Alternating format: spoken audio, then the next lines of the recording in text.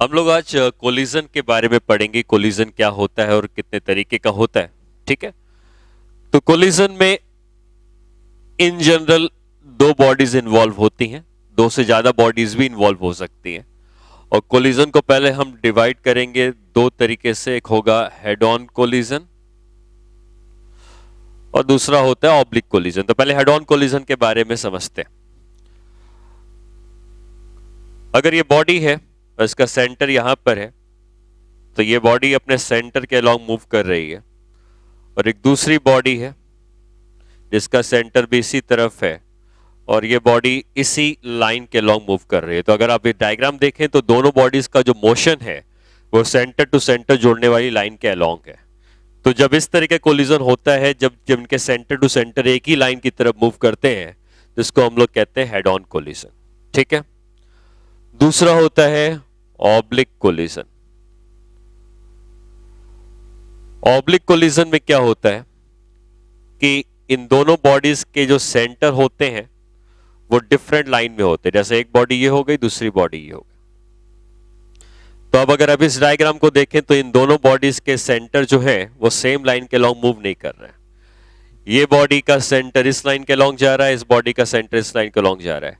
और जब इनका कोलिजन होता है तो इसको ऑब्लिक कोलिजन कहते हैं। और इन दोनों सेंटर के बीच की जो दूरी होती है, जिसको अगर मैं डी कहता हूं, तो डी का नाम होता है इंपैक्ट पैरामीटर। ठीक है, तो जब हेड ऑन कोलिजन होता है तो कोलिजन के बाद भी ये दोनों पार्टिकल इसी लाइन के लॉन्ग मोशन करेंगे। लेकिन जो ऑब्लिक कोलिजन होता है, तो ऑब्लिक कोलिजन के बाद हो सकता है कि ये वाला मास कोलिजन करके कहीं यहां चला जाए और ये वाला मास कोलिजन करके कहीं इस तरफ चला है। ठीक है, तो अब जब ऑब्लिक कोलिजन होगा, दो मासेस ऐसे टकराएंगे, टकरा के ये इधर और ये इधर चला जाएगा, तो इसको ऑब्लिक कोलिजन कहेंगे। और अगर टकराने के बाद वो उसी लाइन के लॉन्ग मूव करते रहते हैं तो उसको हम लोग हेड ऑन कोलिजन कहते हैं। तो पहले हम लोग स्टार्ट करेंगे हेड ऑन कोलिजन से। जो भी डिस्कशन रहेगा वो हेड ऑन कोलिजन के बारे में रहेगा, बाद में हम लोग ऑब्लिक कोलिजन में आएंगे। ठीक है, अब जो कोलिजन होता है उसमें कुछ पॉइंट्स हैं जो हमें याद रखने हैं। हम फिलहाल हेड ऑन कोलिजन की बात कर रहे हैं, या ऑब्लिक कोलिजन भी हो सकता है। तो कोलिजन के समय दो बॉडीज जो हैं वो आपस में कांटेक्ट में आए, ऐसा जरूरी नहीं है। जैसे एक पॉजिटिव चार्ज यहां लिया, एक पॉजिटिव चार्ज यहां लिया, दोनों को एक दूसरे की तरफ फेंक दिया, दोनों एक दूसरे की तरफ आएंगे, लेकिन रिपल्शन के कारण कहीं दूर से ही लौट के चले जाएंगे। तो ये भी एक कोलिजन है जिसमें इन दोनों का कोई फिजिकल कांटेक्ट नहीं हुआ है, लेकिन ये दूर दूर एक दूसरे के फील्ड में रहेंगे और एक दूसरे पर फोर्स लगाते रहेंगे और लौट के चले जाएंगे। ठीक है, तो जो पॉइंट्स हैं कोलिजन में, उसमें पहला पॉइंट ये है कि they do not need to have physical contact between them. Like example इसमें क्या लिख सकते हैं? एग्जाम्पल लिख सकते हैं collision between two positive charges. ठीक है, तो यहां पे जो कोलिजन हो रहा है इसमें ये दोनों आपस में कांटेक्ट में नहीं आएंगे, एक दूसरे से दूर से ही लौट के चले जाएंगे। तो ये हो जाएगा पहला पॉइंट। दूसरा पॉइंट ये है कि कांटेक्ट में आ भी सकते हैं। जैसे दो बॉल्स हैं, आपस में टकराएंगी तो कांटेक्ट में आएंगी, लेकिन दो चार्जेस हैं तो कांटेक्ट में नहीं आएंगे। उसके बाद ये आप समझें कि कोलिजन में जब भी कोलिजन होता है तो ये दो पार्टिकल्स जो हैं ये एक दूसरे पर हमेशा कोई ना कोई फोर्स लगाते हैं। जैसे दो पॉजिटिव चार्ज है तो वो भी एक दूसरे पर फोर्स लगाएंगे, और अगर दो बॉल्स हैं तो कांटेक्ट जब होगा तब भी वो एक दूसरे पे फोर्स लगाएंगे। ठीक है, तो the particles apply force on each other during collision. ठीक है, तीसरा पॉइंट ये है कि जब कोलिजन होता है, जैसे बैट और बॉल का कोलिजन हुआ मान लो, तो कोलिजन के समय दोनों बॉडीज के शेप में डिफॉर्मेशन आता है। भले ही वो थोड़ा सा आए, टेनिस बॉल होगी तो ज्यादा आएगा, ड्यूस बॉल होगी तो कम आएगा। लेकिन हमेशा कोलिजन के समय दोनों बॉडीज के शेप में चेंजेस आते हैं, और जब दोनों बॉडीज के शेप में चेंजेस आते हैं तो ये चेंजेस बढ़ते रहते हैं जब तक कोलिजन होता रहता है, और इन दोनों के शेप में मैक्सिमम डिफॉर्मेशन उस समय आता है जब दोनों बराबर स्पीड से चल रहे होते हैं। ठीक है, तो आप तीसरा पॉइंट ये लिखेंगे कि during collision the shape and size changes and deformation is maximum when the bodies have same velocity। तो जिस समय दोनों की वेलोसिटी सेम होती है उस समय दोनों में डिफॉर्मेशन मैक्सिमम होता है। ठीक है, उसके बाद जब डिफॉर्मेशन होता है तो जो दो पार्टिकल्स आपस में कोलिजन कर रहे हैं तो कोलिजन करते समय उन दोनों की काइनेटिक एनर्जी बदलती रहती है। जैसे आए टकरा रहे हैं तो टकराते समय काइनेटिक एनर्जी बदलती जा रही है, या दो चार्ज ही हैं, दो चार्ज एक दूसरे की तरफ बढ़ रहे हैं तो रिपल्शन के कारण इनकी स्पीड बदल रही है तो काइनेटिक एनर्जी भी बदल रही है। तो ये जो काइनेटिक एनर्जी में लॉस हो रहा है ये कहां चला जा रहा है? तो अगर मैं बात कर रहा हूं फिजिकल कांटेक्ट की, ठीक है, अगर दो चार्ज कोलिजन कर रहे हैं तो वहां पे इलेक्ट्रोस्टैटिक पोटेंशियल एनर्जी आ जाती है। लेकिन अगर दो बॉडीज कांटेक्ट कर रही हैं, दो बॉल्स कांटेक्ट कर रही हैं, तो उनका जब कोलिजन हो रहा है तो जो डिफॉर्मेशन हो रहा है उनके शेप और साइज में, वो डिफॉर्मेशन की वजह से उनके अंदर एक डिफॉर्मेशन एनर्जी स्टोर हो जाती है, जिसको आप पोटेंशियल एनर्जी का नाम भी दे सकते हो, जो कि इलास्टिक पोटेंशियल एनर्जी हो सकती है। तो हम ये कह सकते हैं कि the loss in kinetic energy during collision is stored in the form of deformation energy of the bodies। ठीक है, तो जो बॉडीज कोलिजन कर रही हैं उनके शेप में जो डिफॉर्मेशन आ रहा है, काइनेटिक एनर्जी का लॉस उनकी डिफॉर्मेशन एनर्जी में स्टोर हो जाता है। ठीक है, अब ये डिफॉर्मेशन से जो एनर्जी स्टोर हो रही है ये मैक्सिमम कब होगी? ऑब्वियसली डिफॉर्मेशन जितना ज्यादा बढ़ता जाएगा डिफॉर्मेशन एनर्जी भी उतनी ज्यादा बढ़ती जाएगी। तो हम ये कह सकते हैं कि maximum deformation energy is stored when they have same velocity. क्यों लिखा मैंने ऐसे? क्योंकि इसके पहले एक पॉइंट लिखा था कि the shape and size changes and deformation is maximum. Deformation maximum कब हुआ है? When they have same velocity. इसका मतलब डिफॉर्मेशन एनर्जी भी मैक्सिमम तभी स्टोर होगी जब उनकी वेलोसिटी सेम होगी। ठीक है, नेक्स्ट हम ये लिखते हैं कि जब दो बॉडीज कोलिजन करती हैं, कोलिजन करके एक दूसरे से अलग होती हैं, और जब ये अलग होती हैं तो वही डिफॉर्मेशन एनर्जी जो डिफॉर्म की हुई होती है, जब कोलिजन करके वो दोनों बॉडीज अलग होती हैं तो उनका शेप और साइज वापस आना शुरू होता है। अब अगर डिफॉर्मेशन के समय बैट और बॉल कोलिजन किए, दोनों का शेप डिफॉर्म हुआ और फिर दोनों अलग हो गए। जब दोनों अलग हो जाते हैं और अगर बॉल ने अपना शेप वापस पा लिया, बैट ने भी अपना शेप वापस पा लिया, तो सारी की सारी डिफॉर्मेशन एनर्जी जो स्टोर हुई थी वो वापस उन दोनों की काइनेटिक एनर्जी में वापस मिल जाती है। ऐसा कोलिजन हम कहते हैं कि इलास्टिक कोलिजन होता है। इलास्टिक कोलिजन से आप ये भी समझ सकते हो कि बॉडीज इलास्टिक नेचर की हैं। कोलिजन के समय उनका शेप डिफॉर्म हुआ और कोलिजन के बाद वो वापस सेम शेप और साइज में आ गई। तो अगर वापस सेम शेप और साइज में बॉडीज आ जाती हैं तो हम कहते हैं कि कोलिजन इलास्टिक है, और जितनी काइनेटिक एनर्जी कोलिजन के पहले बॉडीज के पास थी वही काइनेटिक एनर्जी कोलिजन के बाद भी बॉडीज के पास आ जाती है। ठीक है, तो if the bodies gets same shape and size after collision, then the collision is elastic. ठीक है? The kinetic energy before collision is equal to kinetic energy after collision. ठीक है, तो कोलिजन के पहले और कोलिजन के बाद की काइनेटिक एनर्जी इक्वल हो जाती है, क्योंकि डिफॉर्मेशन हुआ तो डिफॉर्मेशन एनर्जी को स्टोर हुई, लेकिन जब वापस अलग हो गए तो डिफॉर्मेशन एनर्जी नहीं बची, क्योंकि शेप और साइज वापस उन्होंने पा लिया है, तो डिफॉर्मेशन नहीं रह जाएगा। तो जितनी काइनेटिक एनर्जी पहले थी उतनी काइनेटिक एनर्जी बाद में आ जाएगी। ठीक है, नेक्स्ट आता है कि अगर कोलिजन के बाद उनके शेप और साइज में डिफॉर्मेशन रह गया है तो हम कहेंगे कि कोलिजन इनइलास्टिक है।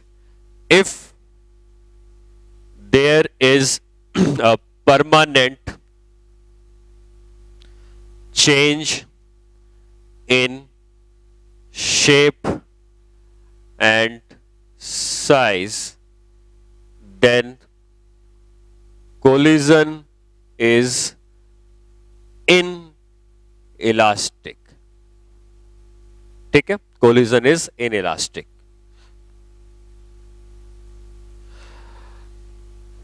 In this case,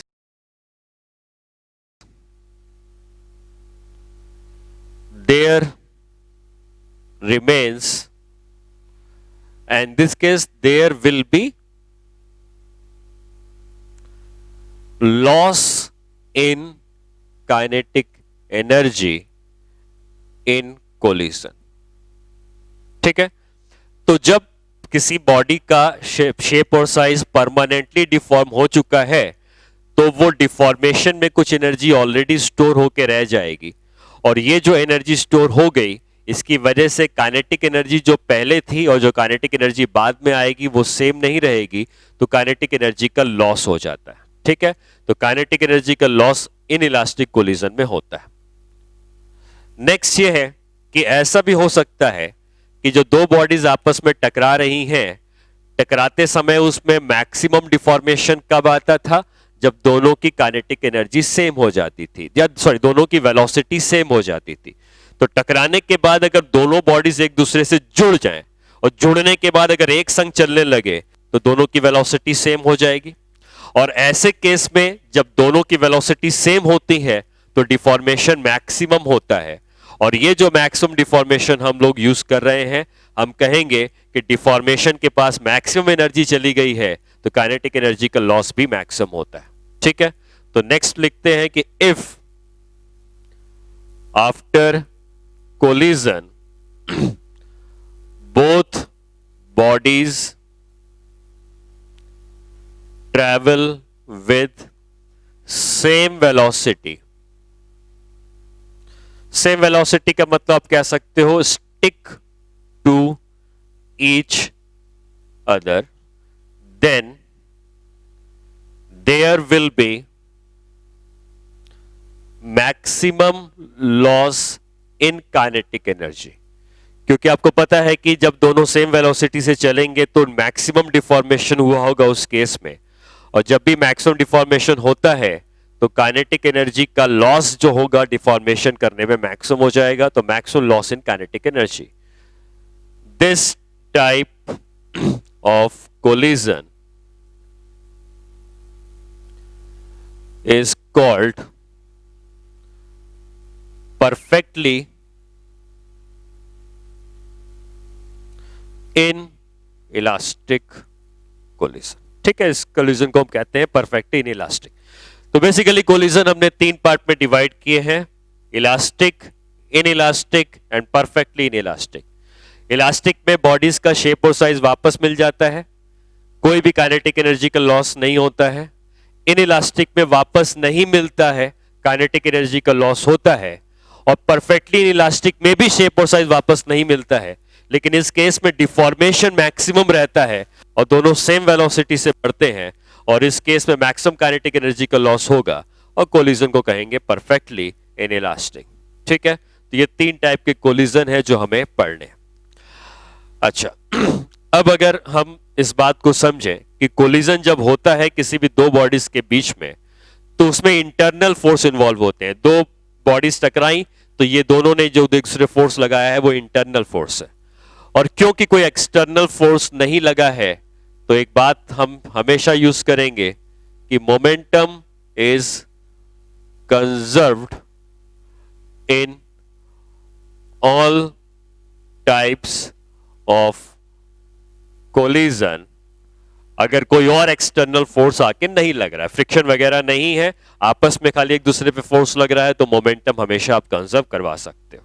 ठीक है, एक एग्जांपल इसके ऊपर हम करना चाहेंगे जिसमें हम ये पता करना चाहेंगे कि मैक्सिमम डिफॉर्मेशन एनर्जी कितनी है। जैसे मान लो एक क्वेश्चन आपको ये दिया है कि एक मास है m का जो किसी वेलोसिटी v से चल रहा था, ये दूसरा मास है m का जो फिलहाल रेस्ट में था। ठीक है, अब इनके बीच में कोलिजन होता है तो पूछता है कि find the maximum deformation energy during collision. ठीक है, तो आप ये समझें कि मैक्सिमम डिफॉर्मेशन एनर्जी तब होती है जब दोनों सेम वेलोसिटी से चलते हैं। तो एक समय ऐसा आएगा कि जब दोनों बॉडीज आपस में टकराएंगी तो दोनों के शेप और साइज बदल चुके होंगे। दोनों टकराएंगे, दोनों का शेप और साइज बदल चुका होगा, मासेस वही रहेंगे और ये दोनों उस समय सेम वेलोसिटी से चल रहे होंगे। इस समय मैक्सिमम डिफॉर्मेशन होता है और डिफॉर्मेशन एनर्जी की वैल्यू भी मैक्सिमम होती है। अगर हम मोमेंटम कंजर्व करवाते हैं इनिशियल पोजीशन और फाइनल पोजीशन देख के, स्पीड को u मान लो, तो इनिशियल मोमेंटम कितना है, mu का है, इसका कोई मोमेंटम नहीं। Final momentum mv plus mv के बराबर है, मतलब u by 2 is equal to v। ये हो जाएगा final speed of the particle. ठीक, और दूसरा हम ये लिखते हैं कि डिफॉर्मेशन एनर्जी आई कहां से, तो आपको यह समझना है कि डिफॉर्मेशन एनर्जी जो आती है ये इसलिए आती है क्योंकि काइनेटिक एनर्जी का लॉस होता है, लॉस इन काइनेटिक एनर्जी। तो हम ये कह सकते हैं कि डिफॉर्मेशन एनर्जी जो हम निकाल रहे हैं इज इक्वल टू, ये equal to loss in kinetic energy. Starting में काइनेटिक एनर्जी कितनी थी, हाफ m u स्क्वायर, ये स्टार्टिंग की काइनेटिक एनर्जी थी, इसके पास तो कोई काइनेटिक एनर्जी नहीं थी। बाद में कितनी काइनेटिक एनर्जी है, ये भी v से चल रहा है, ये भी v से चल रहा है, तो final kinetic energy half m v square पहले की और हाफ m v स्क्वायर दूसरे की, तो ये फाइनल काइनेटिक एनर्जी हो गई। ठीक, तो अब इसको लिख सकते हैं half m u square minus m v square, और यहां पर हम v की वैल्यू पुट कर देंगे u बाई 2, तो हो जाएगा mu स्क्वायर बाई 4, तो ये हो जाएगा 1/4 mu स्क्वायर। यही मैक्सिमम डिफॉर्मेशन एनर्जी इनके पास स्टोर रहेगी। ठीक है, तो इस तरीके से आप मैक्सिमम डिफॉर्मेशन एनर्जी अगर पूछता है तो आप निकाल सकते हैं। ठीक है, अच्छा, अब एक नेक्स्ट कॉन्सेप्ट में आते हैं जिसका नाम होता है coefficient of restitution. Coefficient of restitution एक कांस्टेंट होता है जिसको E के सिंबल से रिप्रेजेंट करते हैं। ठीक है, अब इसकी डेफिनेशन क्या है, कोफिशिएंट ऑफ रेस्टिट्यूशन हमेशा पॉजिटिव वैल्यू का लिखा जाता है और यह होता है relative velocity of separation after collision divided by relative velocity of approach before collision। ठीक है, तो ये जो रेशियो होता है इसको हम कहते हैं कोफिशिएंट ऑफ रेस्टिट्यूशन। अब ये कोफिशिएंट ऑफ रेस्टिट्यूशन में relative velocity of separation after collision का मतलब क्या हुआ कि जब भी कोलिजन होगा तो कोलिजन जिन दो बॉडीज के बीच में हुआ है, कोलिजन के बाद वो दोनों सेपरेट होंगे। कोलिजन के पहले एक दूसरे को अप्रोच करते हैं, कोलिजन के बाद सेपरेट होते हैं। तो सेपरेट अगर हो रहे हैं तो उनकी रिलेटिव वेलोसिटी कितनी है, और कोलिजन के पहले अप्रोच कर रहे हैं तो उनकी रिलेटिव वेलोसिटी कितनी है। ये जो रेशियो आएगा इसको ई कहेंगे, ठीक है। और हमेशा हम इन दोनों की ऊपर नीचे या ओवरऑल पॉजिटिव वैल्यू लिखनी है। जैसे मान लो एक एग्जांपल मैं लेता हूं, ये एक बॉडी है जो u1 की स्पीड से चल रही है, ये जो बॉडी है ये u2 की स्पीड से चल रही है कोलिजन के पहले। कोलिजन के बाद ये बॉडी मान लो v1 की स्पीड से इधर चली गई और ये बॉडी मान लो v2 की स्पीड से इधर चली गई, ठीक। ये कोलिजन के पहले है ऊपर का डायग्राम, ये कोलिजन के बाद है। तो अगर आप ई की वैल्यू लिखोगे तो ई की वैल्यू में न्यूमरेटर में आता है relative velocity of separation after collision. तो ये आफ्टर कोलिजन ये दोनों एक दूसरे से दूर जा रहे हैं। जब दो बॉडीज एक दूसरे से अपोजिट डायरेक्शन में जाती हैं तो रिलेटिव वेलोसिटी आपको पता है ऐड करके आती है। तो इन दोनों की relative velocity of separation v1 plus v2 है। और कोलिजन के पहले यही दोनों बॉडीज एक दूसरे की तरफ बढ़ रही हैं तो अप्रोच कर रही हैं, और अप्रोच करने से इन दोनों की रिलेटिव वेलोसिटी ऐड करके आएगी, क्योंकि अगेन अपोजिट डायरेक्शन है तो ऐड करके आएगी। तो u1 प्लस u2, क्योंकि दोनों पॉजिटिव है तो आंसर पॉजिटिव ही आएगा, ये ई की वैल्यू हो जाएगी, ठीक है। वहीं अगर हम दूसरा केस कंसीडर करें, ऐसा हो सकता है कि कोलिजन के पहले ये u1 से जा रहा हो और ये u2 से जा रहा हो। कोलिजन के बाद हो सकता है कि ये इसी डायरेक्शन में कंटिन्यू करे v1 से और ये इस डायरेक्शन में कंटिन्यू करे v2 से, ठीक है। ये कोई केस हमने कंसीडर किया। तो जब यहां पे ई की वैल्यू लिखेंगे तो न्यूमरेटर में हमेशा कोलिजन के बाद आता है, डिनोमिनेटर में हमेशा कोलिजन के पहले आता है। तो कोलिजन के बाद ये v1 से जा रहा है, ये v2 से जा रहा है, और उनको सेपरेट होना है। सेपरेट होना है मतलब एक दूसरे से दूर जाना है, और दूर तभी जा सकते हैं जब v2 v1 से बड़ा होगा, क्योंकि अगर v1 v2 से बड़ा होता तो जाके टकरा जाता। लेकिन कोलिजन के बाद क्या होना है, इनको सेपरेट होना है, और सेपरेशन के लिए v2 को v1 से बड़ा होना पड़ेगा। जब सेम डायरेक्शन में जाते हैं तो रिलेटिव वेलोसिटी सब्ट्रैक्ट करके आती है, और हमें यह पता है कि सब्ट्रैक्शन में जो बड़ा है उसमें से छोटे को घटाएंगे, और सेपरेशन तभी होगा जब v2 v1 से बड़ा होगा। तो relative velocity of separation v2 minus v1 लिखा जाएगा। अगर आप v1 माइनस v2 लिखते तो वो नेगेटिव आ जाता, लेकिन हमको हमेशा पॉजिटिव वैल्यू लिखनी है। Divided by relative velocity of approach before collision. Collision के पहले ये दोनों अप्रोच करने चाहिए, और अप्रोच तभी होगा जब पीछे वाला ज्यादा वेलोसिटी से चलेगा, तभी जाके इससे टकरा सकता है। और पीछे वाले को ज्यादा वेलोसिटी से अगर चलना है तो u1 u2 से बड़ा होगा, और सेम डायरेक्शन में सब्ट्रैक्ट करके रिलेटिव वेलोसिटी आती है, तो ये ई की वैल्यू हो गई, ठीक है। तो इस तरीके से आप ई की वैल्यू किसी भी प्रॉब्लम के लिए लिखते हैं। अब ये जो ई की वैल्यू हमने निकाली है, ये तीन टाइप के जो कोलिजन है इनके लिए भी ई की कुछ कुछ वैल्यूज होती हैं। जैसे इलास्टिक कोलिजन के लिए ई कुछ आएगा, इन इलास्टिक के लिए ई कुछ आएगा, और परफेक्टली इन इलास्टिक के लिए ई कुछ आएगा, ठीक है। तो अगर हम different types of collision consider कर रहे हैं तो आप याद रखेंगे कि जो इलास्टिक कोलिजन होता है, इस इलास्टिक कोलिजन में ई की वैल्यू 1 होती है, ठीक है। अगर इन इलास्टिक कोलिजन होता है तो ई की वैल्यू 0 से बड़ी होती है, 1 से छोटी होती है। और तीसरा, अगर परफेक्टली इन इलास्टिक कोलिजन होता है तो परफेक्टली इन इलास्टिक कोलिजन में ई की वैल्यू 0 के बराबर होती है, ठीक है। तो तीन तरीके के कोलिजन्स होते हैं, तीनों में ई की वैल्यूज अलग अलग आती हैं, और परफेक्टली इन इलास्टिक कोलिजन में जो ई होता है वो 0 के बराबर हो जाता है, ठीक है। क्वेश्चन जब भी आएगा तो आपको मेंशन किया रहेगा किस तरीके का कोलिजन है। तो अब हम कुछ प्रॉब्लम्स करना चाहेंगे। जैसे एक क्वेश्चन मान लो ये है कि two bodies of masses 1 kg and 2 kg are moving towards each other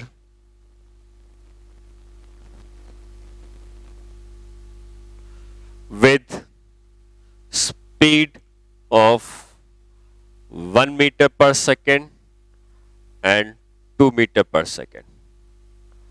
Find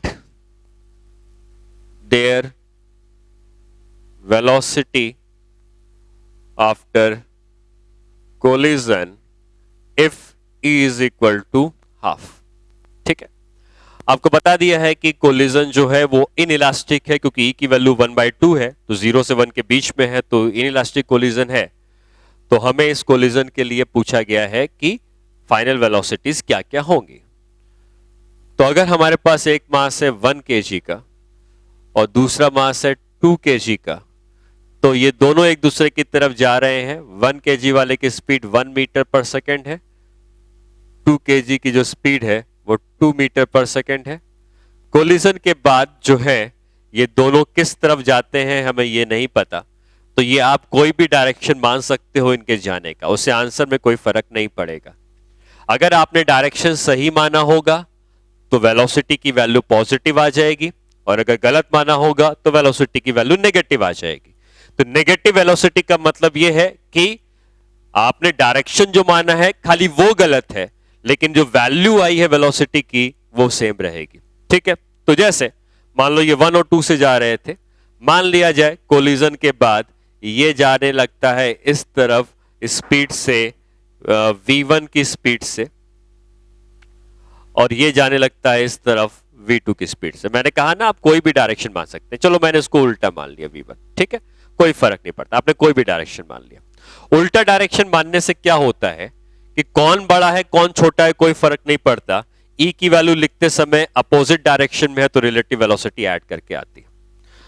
तो पहली जो इक्वेशन बनेगी वो मोमेंटम कंजर्वेशन की बनेगी, और मोमेंटम अगर कंजर्व करवाते हैं तो इसका मोमेंटम है 1 into 1, ये अपोजिट जा रहा है तो इसका मोमेंटम है -2 into 2 इज इक्वल टू इसका मोमेंटम है -1 into v1 और इसका मोमेंटम है 2 into v2।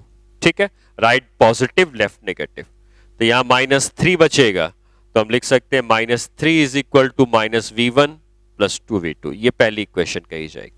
ठीक, दूसरी इक्वेशन कोफिशिएंट ऑफ रेस्टिट्यूशन की लिखेंगे। कोफिशिएंट ऑफ रेस्टिट्यूशन होता है relative velocity of separation after collision.